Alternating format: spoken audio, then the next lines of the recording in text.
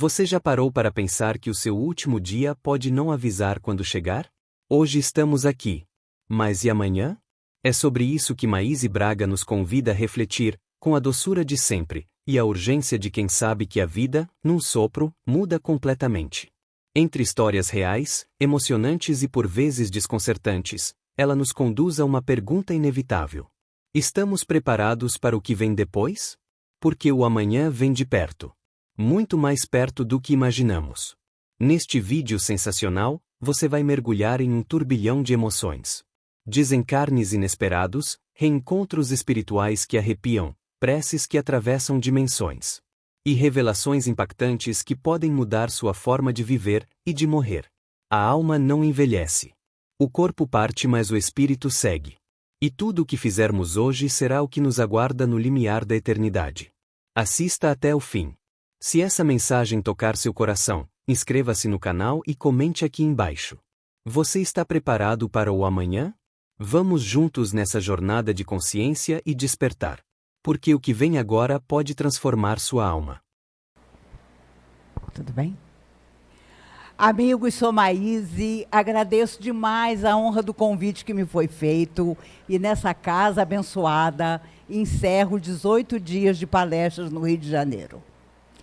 A verdade é que estou fazendo uma campanha. Se eu fosse Deus, não existiriam mais escadas, só rampas. É preciso chegar a uma certa idade com uma certa necessidade de não conseguir subir escadas. Então, no futuro, quando eu for Deus, todo mundo vai ter rampa para subir. Mas eu agradeço demais porque o nosso encontro de hoje marca a minha despedida do Rio de Janeiro. Vocês vão pensar que eu vou sair fugida, mas é porque o meu avião decola de volta a Brasília e ano que vem eu estou de volta. Segundo o Cosme, meu amigo que organiza a minha vinda ao Rio de Janeiro todo ano, não mais para 18 dias, mas para 28. Então eu logo perguntei por que não morar um pedaço, um período aqui, não é?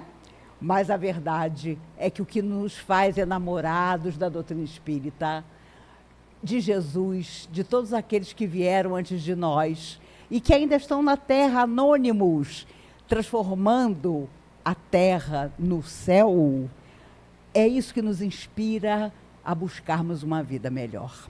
A perguntar a nós mesmos quem nós somos, o que nós queremos, antes que esse estágio termine e nós voltemos à verdadeira existência. Quando as pessoas faziam fila para falar com Chico Xavier, e claro, com todos os motivos do mundo, contavam verdadeiros horrores para ele. Coisas pavorosas, mas as pessoas não tinham vergonha de contar. E, às vezes, o próprio Chico ficava chocado com as histórias. E olhava para o lado, ao lado aparecia Emmanuel, e Emmanuel dizia: o dia de amanhã vem perto. Ele queria dizer que para todos nós, o dia de amanhã vem perto mesmo. E as consequências de tudo aquilo que nós fizemos um dia nos encontram.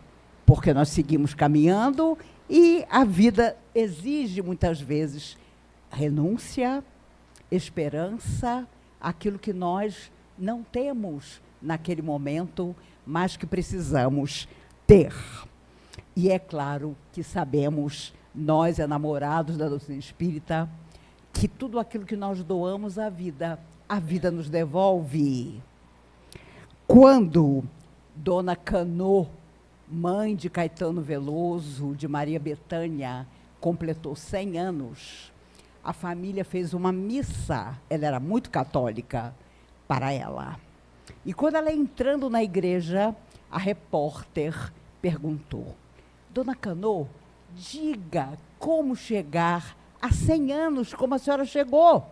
Maravilhosa, lúcida.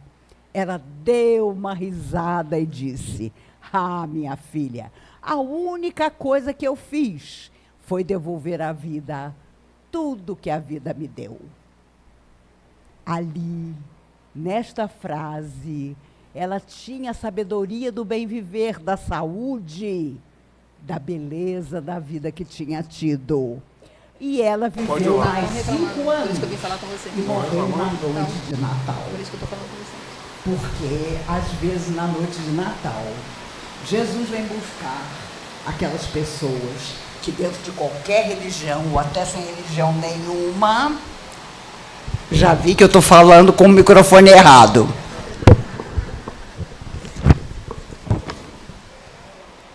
Sem religião nenhuma, fizeram bem e merecem. Charlie Chaplin morreu num dia de Natal.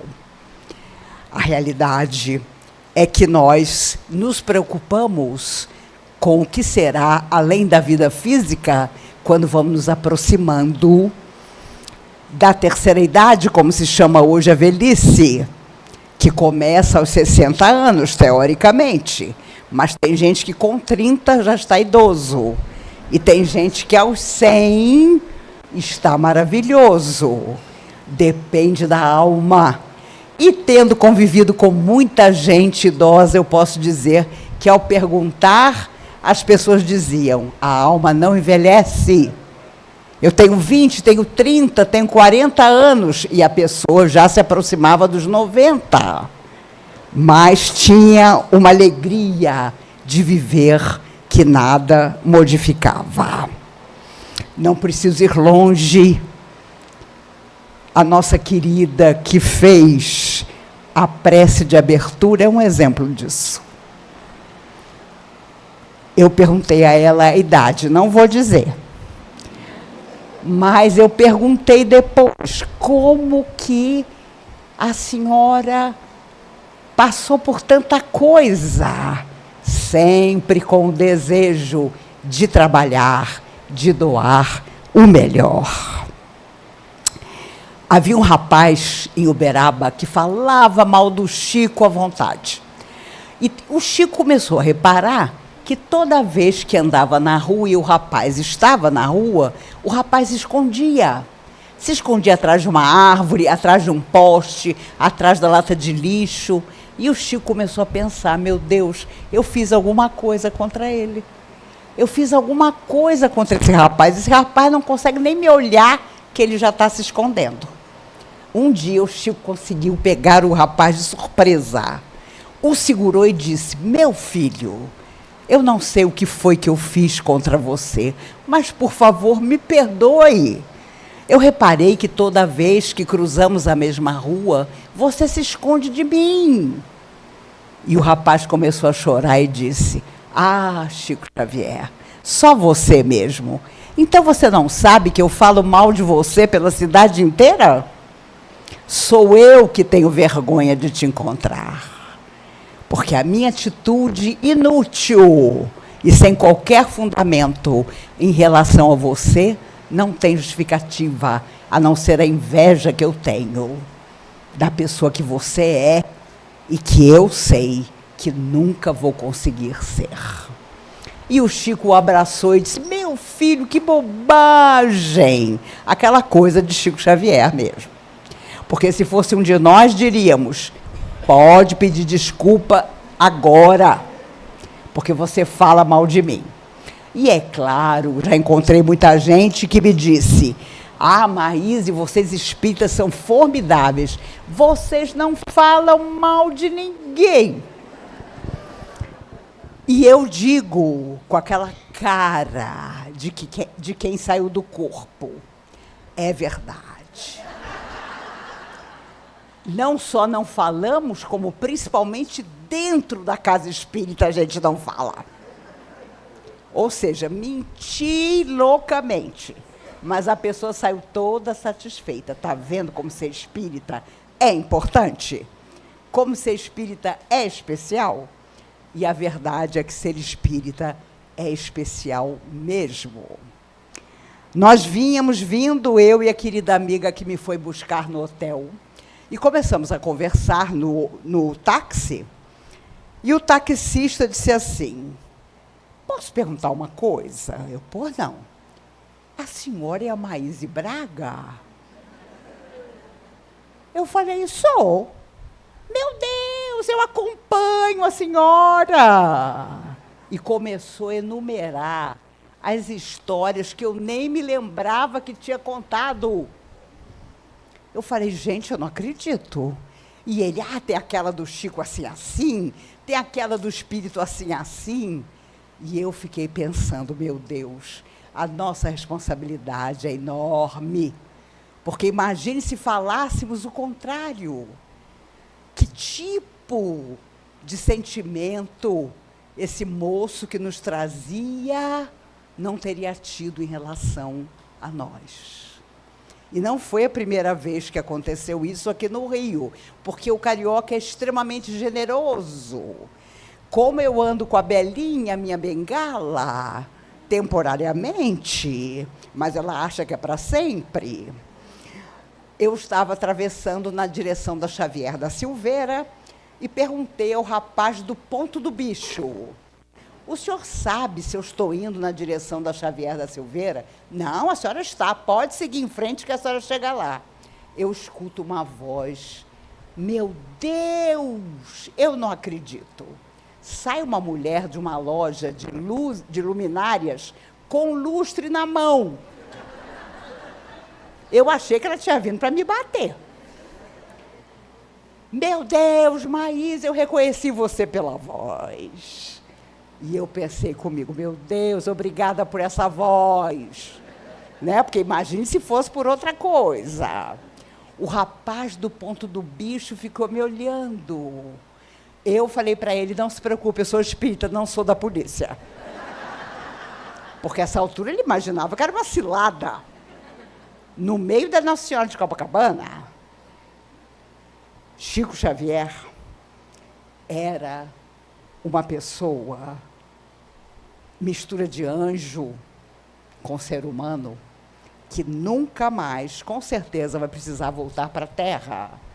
E igual a ele, ninguém. Eu sempre dizia, a morte que o Chico vai ter, todos nós queremos. A vida que ele teve, ninguém. Porque se a pessoa pede para a gente ir mais de uma vez por semana no centro, a gente já se chateia. A gente já tem outro compromisso. E a vida inteira de dedicação é para um Chico Xavier. Leon Denis, essa alma magnífica, sonhava conhecer o professor Rivaio, Allan Kardec, o codificador da doutrina. E um dia ele arriscou. Eu vou até lá para conhecer o professor Rivaio. Mas ele resolveu entrar pela parte de trás da casa. E, quando ele abriu o portão do quintal, ele viu a seguinte cena. Amélie, a esposa de Kardec, no balanço de uma árvore, e Kardec, o esposo feliz, a balançar a esposa no balanço. Nem preciso dizer a vocês que Leon Denis recuou, não quis incomodar aquele momento tão idílico entre esposo e esposa e nunca conheceu Kardec. Porque ele fechou o portão, voltou para casa e não teve outra oportunidade de conhecer o codificador da doutrina espírita. Tamanha delicadeza de Leon Denis. Uma vez Kardec perguntou aos espíritos, se eu não tivesse aceitado a tarefa de codificar doutrina espírita, vocês já tinham um outro plano? E o Espírito da Verdade, tranquilo, mostrou uma lista com 10 nomes. O primeiro nome da lista era Leon Denis. Se Kardec não tivesse aceitado, nós estávamos bem, porque Leon Denis era outra opção do mundo espiritual. Quando na casa espírita nós faltamos frequentemente ao trabalho e alguém nos substitui, é uma ofensa. Como? Eu já ia voltar. Eu comentei nas palestras aqui que agora existem as pessoas que são ex-espíritas. principalmente depois da pandemia. Não, eu sou ex-espírita. E eu pergunto a vocês o que eu me pergunto. Como, tendo feito uma universidade, você volta para o jardim de infância? Como é que você pode se dizer não espírita? Você nunca foi espírita. Porque quando você é espírita, você luta contra você mesmo, mas você permanece na tarefa do bem, que é o grande objetivo da nossa alma eterna quando vem à Terra. Chico perguntava a Emmanuel qual é a tarefa mais importante que nós temos na Terra, e Emmanuel respondia: fazer o bem. Qual é, perguntava Chico, a frase mais difícil que nós podemos dizer? E Emmanuel afirmava: amanhã serei bom. Amanhã serei bom. E explicava: nós não sabemos aonde, quando, com quem será o nosso amanhã. Por isso, o título do nosso bate-papo é O Amanhã Vem Perto.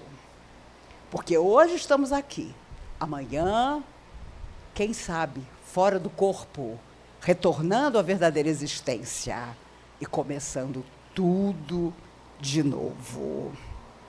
Um pistoleiro foi matar o Chico. Um fazendeiro tinha sido muito contrariado por uma orientação que o Chico tinha dado à esposa e determinou o pistoleiro tirar a vida do Chico. O Chico, de manhã cedo, varria o salão sozinho. E o pistoleiro entrou, pediu um abraço e, claro, o Chico largou a vassoura e abraçou o pistoleiro. O pistoleiro tirou a arma da cintura, encostou na barriga do Chico e disse: desculpe, Chico, mas eu vim te matar. E como eu sei que você vai morrer, quem mandou te matar foi o fazendeiro fulano de tal, por isso, isso e isso. Bom, qualquer um de nós deixava de ser espírita na hora. Não, o senhor deve ter me confundido, não sou eu, não. O Chico apertou ainda mais o pistoleiro e disse: oh, meu filho, seja o que Deus quiser.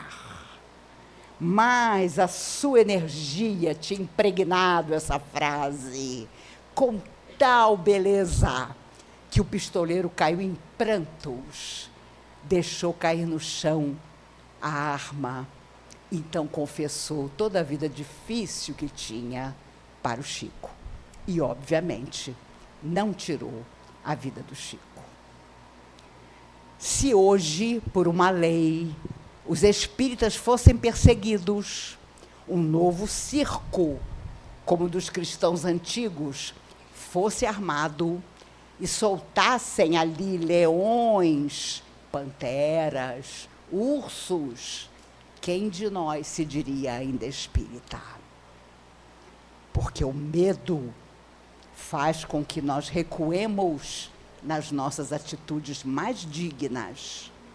Os cristãos tinham medo, mas as mães cristãs seguravam os filhos pela mão e entravam cantando: Ave Cristo, aqueles que vão viver eternamente te glorificam e te saúdam.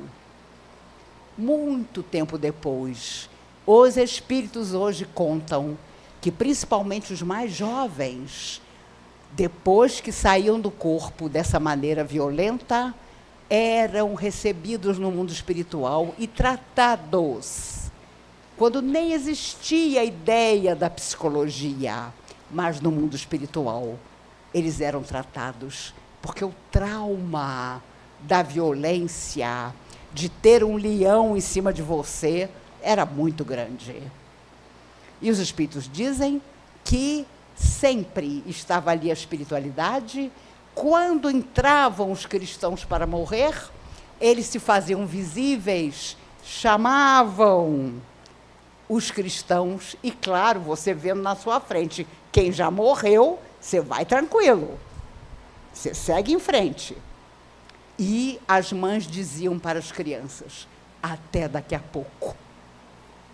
Porque sabiam que, saindo do corpo, reencontrariam aqueles que estavam morrendo com elas. A verdade é que foi um tempo muito difícil. E Joana de Cusa, mulher do cobrador de impostos, foi presa junto com seu filho, colocados, amarrados num poste, e o soldado, então, com uma tocha, ia queimar os dois. O filho, do lado dela, diz: mãe, por mim que sou teu filho, diz que a gente não acredita em Jesus, diz que nós nunca vimos Jesus. E ela responde: ah, meu filho, Jesus era puro e não desdenhou o sacrifício. Não seremos nós a fazê-lo? E o soldado coloca fogo no corpo do rapaz. Vira-se para Joana e diz: foi só isso, mulher, que Jesus te ensinou a morrer com coragem? E ela abre um sorriso e diz: não só a morrer com coragem, soldado, mas também a vos amar. Tanto tempo depois, Joana, mulher de Cusa, volta para uma nova tarefa. Ela, a mentora espiritual. O filho de ontem, Divaldo Pereira Franco, o tribuno espírita. Juntos novamente, cada um num plano, para continuar a viver por Jesus. Então, meus amigos, a nossa tarefa mal começou. Só ontem a noção do belo e do verdadeiro chegou ao nosso coração. Qualquer coisa nos tira do sério, nos faz reclamar, nos faz desistir. Estamos longe ainda de tudo aquilo que nós, com certeza, vamos alcançar. O Chico veio uma vez ao Rio de Janeiro e ele estava andando na beirada da praia, ali em frente ao Copacabana Palace, com uma querida amiga. De repente, sai do hotel uma moça, vai até a areia, acende uma vela, coloca a vela no meio da areia, fincada, e abaixa a cabeça para fazer uma prece. O Chico, ao ver aquela cena, para tudo, segura o braço da amiga e diz: meu Deus, olhe que beleza! Do mar estão saindo entidades de luz que vêm até aquela moça, abraçam a moça, abraçam a vela, tiram a vela da areia nas suas mãos e anotam o pedido que a moça está fazendo na areia. Que cena linda, diz o Chico, porque com toda a fé, dentro da sua crença, ela está ali pedindo, e os seres de luz que vivem nas águas estão saindo da água para ir até ela e, na medida do possível, dar a ela o que ela deseja. E nós ainda temos o preconceito de achar que fulano não tem tanta fé como eu, então a prece dele não vai ser ouvida. Fulano é de outra religião. Fulano está equivocado na convicção dele. Mas onde houver beleza, onde houver fé, haverá luz. Haverá a luz que vai buscar, naquele momento mais difícil, aquela pessoa para ser auxiliada. Há muitos anos atrás, na década de 70 do século passado, o Chico fazia um tratamento para os olhos em São Paulo. E ele tinha um casal amigo que sempre o hospedava. Um dia eles estavam no carro e alguém deu uma fechada no carro. E o amigo do Chico, que estava dirigindo, queria saltar do carro para tomar satisfação com outro motorista. O Chico segurou e disse: meu filho, não faça isso, porque haverá tempo em que as pessoas não estarão no seu estado normal ao andarem na rua. E teremos que tomar cuidado ao comprar briga na rua, porque nós não sabemos como está o outro, aquele que aparentemente nos agrediu ou fechou o nosso carro. E isso em 1970 e poucos. E hoje, quanta coisa acontece. Embora eu tenha que completar o que iniciei dizendo, o carioca continua extremamente generoso e afável. Eu atravessando uma rua na Nossa Senhora de Copacabana, um rapaz, funcionário da prefeitura, estava tirando aqueles cones laranja da rua. Tinha um monte de cone na mão dele. E já ia o sinal fechar para mim, mas eu tinha começado a passar. Ele pegou os cones todos, botou em cima da cabeça e disse: vamos deixar a senhora passar. Os carros todos pararam. E eu cheguei até o outro lado. Eu pensei comigo, meu Deus, o carioca, como sempre, generoso, meigo, amigo, preocupado. E quando eu cheguei no hotel, comentando com um funcionário o que tinha acontecido, ele disse: a senhora é daqui do Rio? Eu falei: sou do Meia, da Rua Dias da Cruz, e como dizia Paulo Gustavo, quem é do Meia não bobeia. Mas graças a esse funcionário, eu atravessei parecendo a rainha da Inglaterra. Todos os carros pararam, acho que com medo do funcionário jogar aqueles cones em cima deles. Foi muito interessante. Mas no meu imaginário, eu pensei, meu Deus, o carioca continua, como sempre, nobre e generoso. Aquilo que Emmanuel dizia através do Chico: acima de tudo, é preciso ser digno, reto, nobre.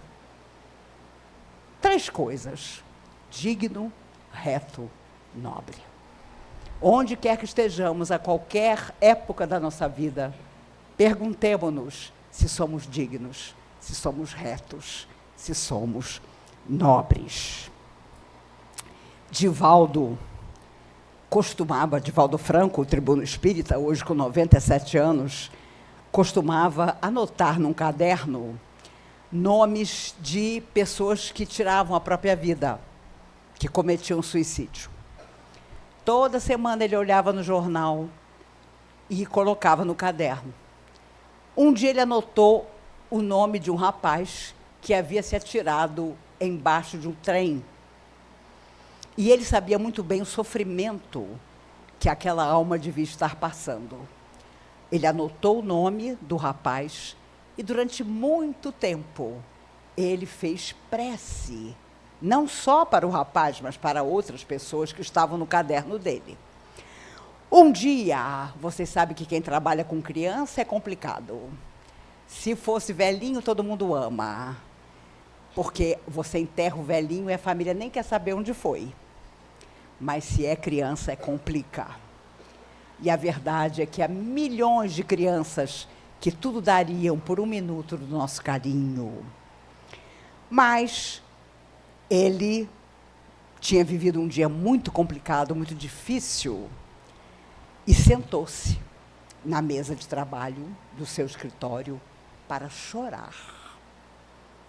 E chorou, chorou, chorou. Não parou de chorar quando aparece um rapaz na frente dele. Você chorando, Divaldo Franco? Pois os seus protetores me mandaram aqui para perguntar por que você está chorando. Pelas lutas da vida? Mas as lutas da vida são naturais. E o Divaldo começou a se queixar. E, no meio da queixa, perguntou: mas o senhor quem é? E o rapaz disse: eu? Procure meu nome no seu caderno. Há 30 anos atrás, eu me atirei embaixo de um trem. Você viu a reportagem no jornal e anotou o meu nome no seu caderno.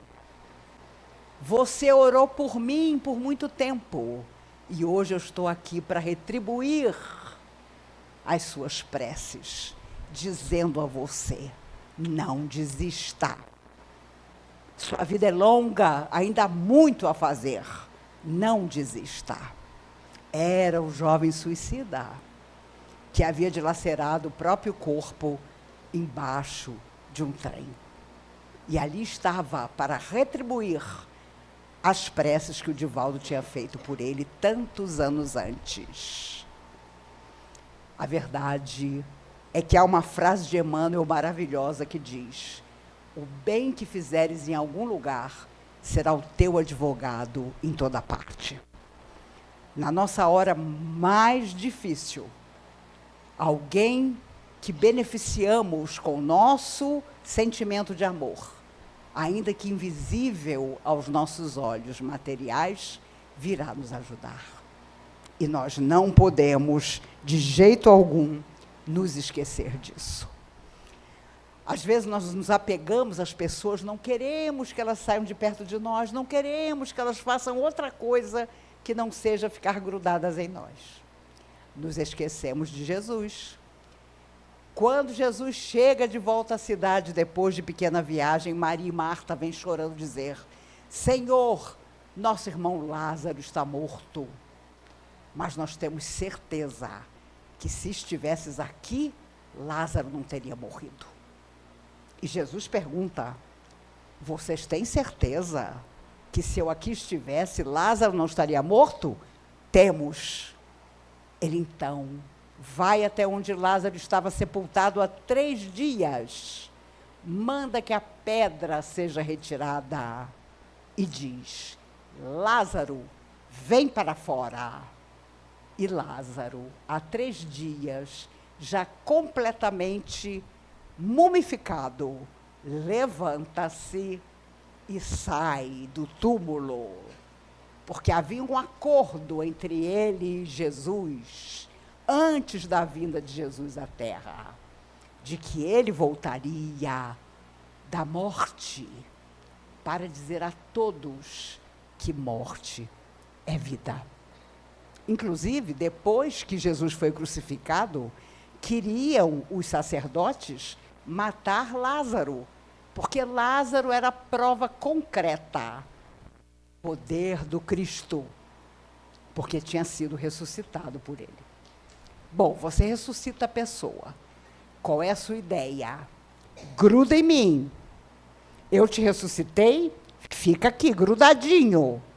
Jesus não.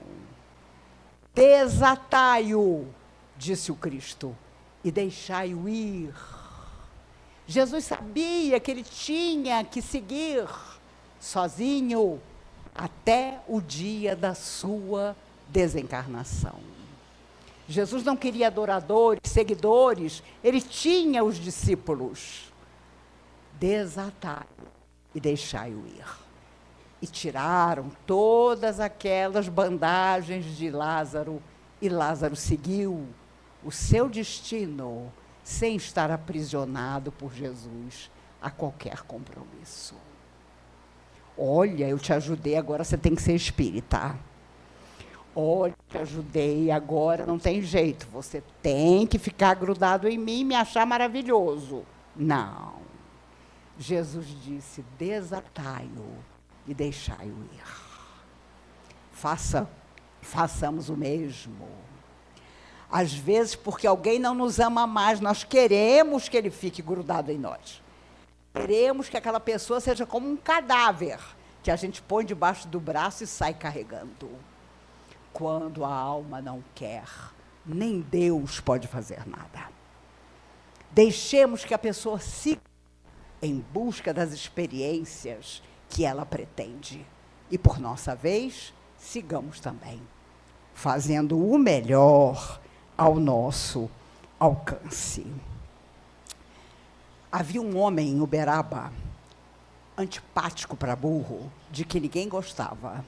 O Chico, todo sábado, batia na porta da casa do homem, levando comida. Deixava o saco de mantimento, batia na porta e dizia: meu irmão, é Chico Xavier, está aqui a quantidade de alimento para a sua semana. Imagine você na sua casa, alguém toca a campainha e você escuta a voz do Chico. É Chico Xavier, e você não abre.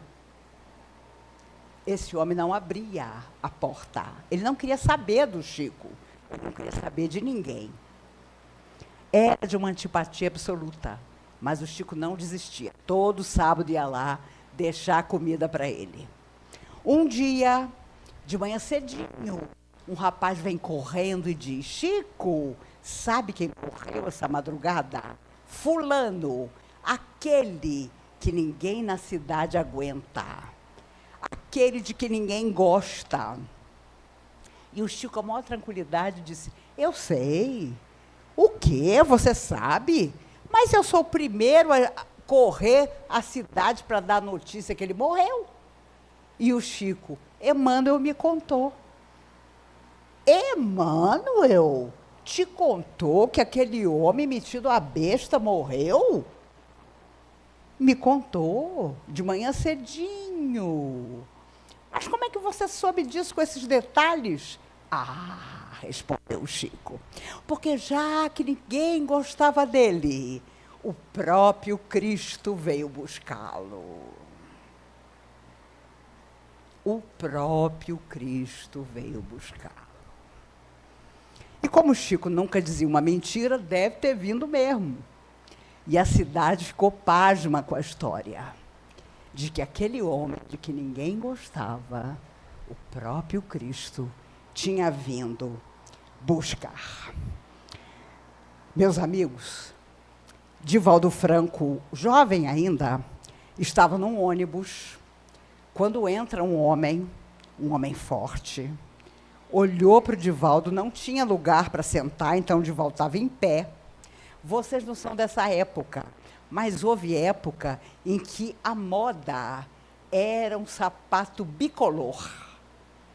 O sapato masculino tinha duas cores. E o Divaldo, naquele dia, estava estreando um sapato bicolor, que com muito sacrifício ele tinha comprado. Este homem também ficou em pé no ônibus, foi chegando até o Divaldo, pisou no pé do Divaldo, e o Divaldo pensando: meu Deus, ele vai estragar meu sapato. E o homem, de propósito, começou a macerar o sapato do Divaldo. Esse homem estava como que enlouquecido. E Joana diz no ouvido do Divaldo: ainda está longe da sua casa, mas no próximo ponto, desça. Divaldo desceu. O homem desceu atrás. Divaldo andando pelas ruas de Salvador, quase correndo, e o homem correndo atrás dele. Divaldo se escondeu num beco, foi a sorte, porque o homem não viu e passou direto. Passam-se uns meses, Divaldo está terminando uma palestra, quando entra o homem do ônibus. O Divaldo conta que olhou e pensou: meu Deus, ele veio me pegar. Esse homem agora me mata. O homem entra desesperado. Atrás, 4 enfermeiros e uma mocinha numa camisa de força. Este homem chega e diz: o senhor que é o Divaldo Franco? Divaldo: sou eu. Eu trouxe a minha filha que está louca. Tem alguma coisa tomando conta dela? Ela é tão menina ainda, mas alguém está tomando conta da minha filha. E o Divaldo olhou para a garota e disse para os enfermeiros: tirem a camisa de força dela. Os enfermeiros: de jeito nenhum. O senhor não sabe o que é ela sem a camisa de força. Ela tem a força de 30 homens. Pode tirar aqui na minha frente, não vai acontecer nada. Tiraram. E a menina começou a chorar. É claro, havia uma entidade sofredora com a menina. E Divaldo disse: meu filho, quem é você? Vamos conversar. E o espírito que usava a menina disse: eu fui operário desse homem, morri num acidente na fábrica. E quando eu estava morrendo, ele, o dono, me tomou nos braços. Eu falei para ele: por favor, ajude a minha esposa, ajude meus filhos pequenos. Eu estou morrendo, mas eles precisam de ajuda. E esse homem me prometeu que ajudaria minha família. E eu estou esperando até hoje. Ninguém morre. Já que ele não fez nada pela minha família, eu resolvi tomar conta da filha dele. Foram meses de desobsessão, até convencer a alma sofredora a deixar a menina em paz. Passam-se alguns anos. O homem volta a procurar o Divaldo. Divaldo, nunca mais eu vim, meu amigo, nunca mais te dei notícias, mas eu tenho que te contar que eu estou muito feliz, porque minha filha se casou e nasceu meu netinho. E o Divaldo: não me diga, que alegria! Eu trouxe meu netinho para você conhecer. Entra o bebê. Quando o Divaldo olha a criança olha o Divaldo e, com o olhar, sem uma palavra, porque era um bebê, diz: eu estou aqui, Divaldo. O operário lesado de ontem era o neto querido daquele homem e herdar toda a fortuna dele. Se ele tivesse ajudado a família, teria sido tão fácil, teria sido tão pouco. Mas ele volta para herdar tudo, já que aquele homem não dera nada. Por isso, meus amigos, como nos enganar? Como não afirmar que aquilo que nos falta hoje foi excesso em outra vida e nós não soubemos valorizar? Pensemos sobre isso. Valério, na década de 60, contava a história de um homem que caiu no rio para nadar. E ele ficou de barriga para cima, boiando. Começou a reparar que, se ele continuasse boiando, o rio ia levá-lo, mas ele não saberia onde ele ia parar. Mas se ele virasse ao contrário, de barriga para baixo, e com a força dos seus braços nadasse, ele escolheria o lugar de sair do rio. História simples que Valério contava no livro Bem-aventurados os Simples, a nos dizer: vamos tomar a vida nas nossas mãos, vamos fazer toda a força que for possível, porque só assim nós saberemos onde sair do rio, de que maneira sair do rio. Se, ao contrário, nenhum esforço fizermos, aparentemente estaremos tranquilos, mas o rio é que vai determinar onde ele vai nos deixar. Já fizemos isso em outras vidas, não façamos agora. Sigamos confiantes. Eu tenho certeza que, quando eu voltar aqui, tanto eu como vocês estaremos ainda melhores do que nós estamos hoje. Porque fomos criados para a beleza e para a perfeição, que um dia alcançaremos. Mas até lá, façamos tudo que for possível fazer. Por isso, Emmanuel dizia: prestaremos conta de todas as tarefas de amor e luz que a vida nos propõe. Um dia, do outro lado, nos perguntarão: o que foi que nós fizemos do nosso semelhante? Mas nos perguntarão também: você foi feliz? Sejamos felizes. E a maior felicidade talvez seja fazer os outros felizes. a vocês que hoje me fizeram tão feliz ao me abraçar e ao dizer: Maíse, quando eu estou triste, eu ouço você até lavando louça. Eu digo: meu Deus do céu, o que é isso? Não sei como a pessoa consegue. É muito interessante o que aconteceu outro dia. Eu ia terminando uma palestra na Comunhão Espírita, vem vindo uma moça com a filha de 7 anos. E ela imediatamente, ao cruzar comigo, vira para a menina e diz: adivinha quem é essa? A menina olhou para mim e disse: é aquela chata que você ouve o dia inteiro.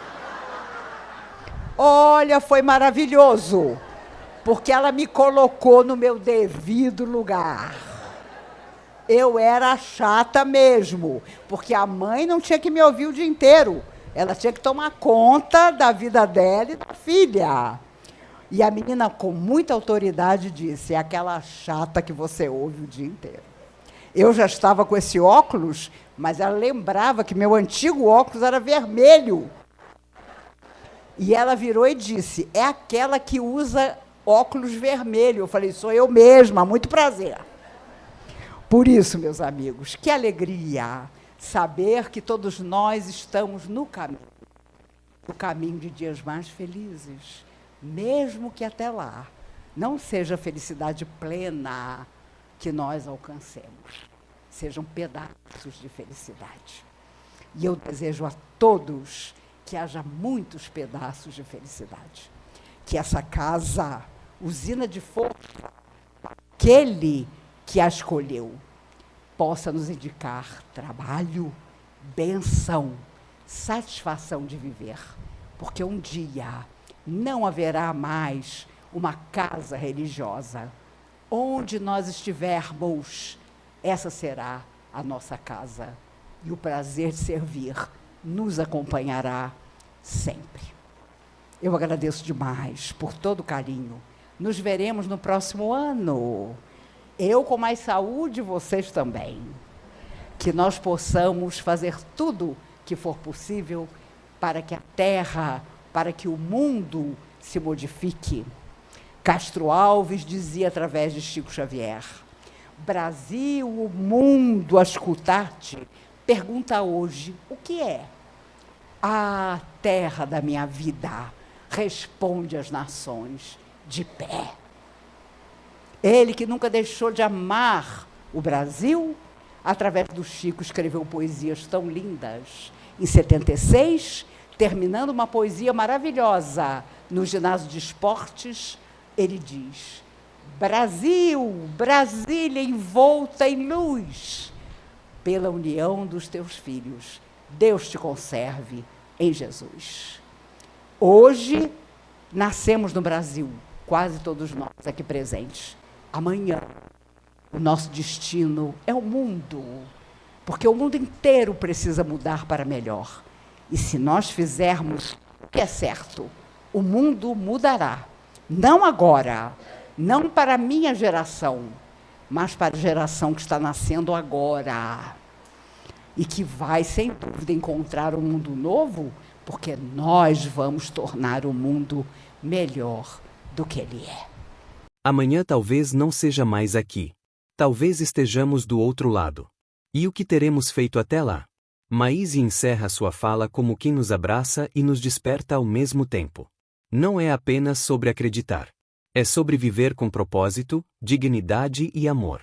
É sobre deixar marcas de luz no caminho, porque um dia, essas marcas se tornarão o caminho de volta. Não espere para depois. O amanhã vem de perto. E pode vir na forma de um desencarne, de uma perda, de uma virada que você não previa. Mas se a alma estiver desperta, nada será em vão. Jesus disse: desatai e deixai-o ir. Precisamos aprender a soltar o que não é nosso. A deixar que os outros sigam e a seguir também. Com fé, com humildade e com a coragem de recomeçar quantas vezes for necessário. A vida continua. A vida exige. E o bem que fizermos será nosso advogado em toda parte. Compartilhe essa mensagem com alguém que esteja precisando reencontrar o sentido da jornada. E se algo tocou seu coração, deixe nos comentários. O que ficou dentro de você depois dessa mensagem? Se inscreva e siga com a gente nessa travessia de alma.